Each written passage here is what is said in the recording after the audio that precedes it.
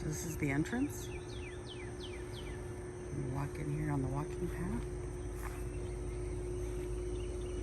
So my grapevines growing up this trellis. Some rotten suet I gotta get rid of. So here I've got cucumbers and some herbs. And over on this side of the trellis, more cucumbers, more herbs, some tomatoes. There's all kinds of beautiful stuff in here. It's all growing together. So coming down here, this is the next spot. We're just going to turn this way. And that has two walking paths. One goes under a trellis and one cuts behind there.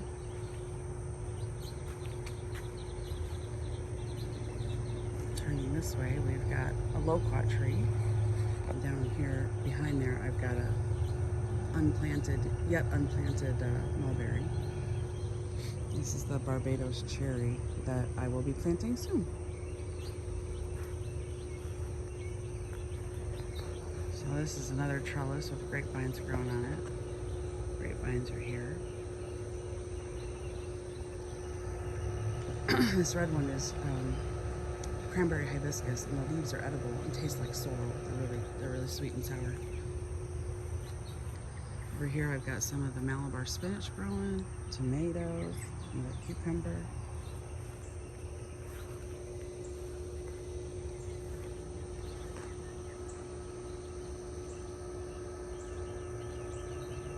Lots of squashes, the lemons in there, some figs are in there, and then back to the walking path.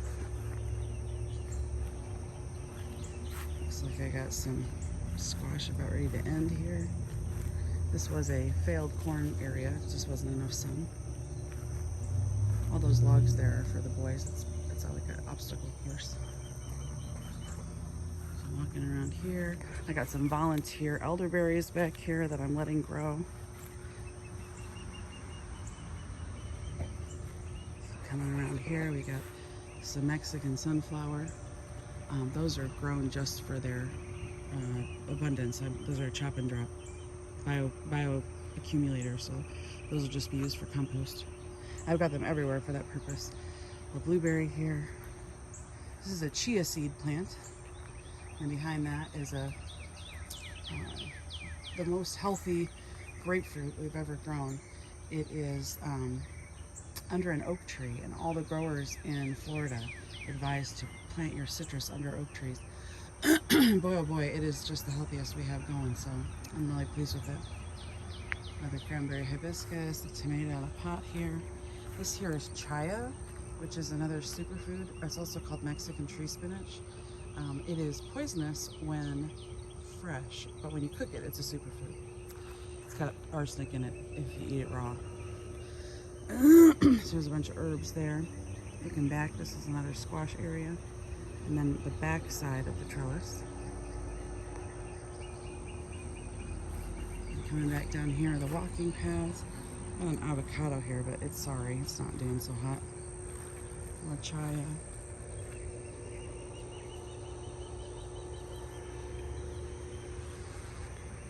Oh, it flew away. There's some mockingbirds fighting in the tree behind me. That was fun.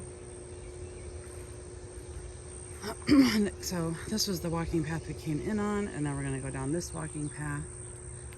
This is my corn guild here I've got my pomegranate, this is sunflower, and then behind the pomegranate is another fig. Here we got some blueberries, which are also in rough shape. Not sure what, that's really disappointing because those are really good blueberries. So just coming in here, we've got squashes.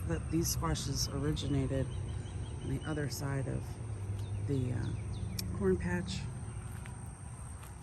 I'm gonna come around here, we've got tomatoes here on this little fancy area. Coming here back to the walking path. This is my okra. Don't have any flowers open this morning, that's too bad. Look at these pretty sunflowers, aren't they gorgeous? So this is the main thing in here is squash, but then I put sunflowers in too, and there's just all kinds of stuff in here. corn and just all kinds of things. And then we're gonna come around here. This is the back little deck area, back little patio area. And this was originally a sun garden. I'm sorry, a shade garden until we took the tree down. And that tree now has no shade. And that is the tree stump, so it is massive.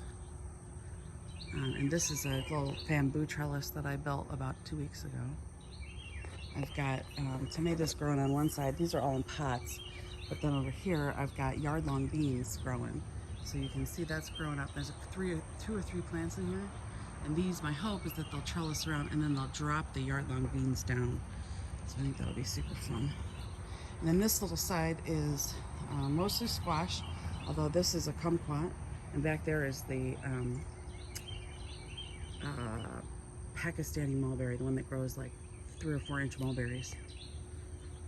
So this is that whole section. There's sweet potatoes in there in the bucket, and then in the ground cover is all soybeans.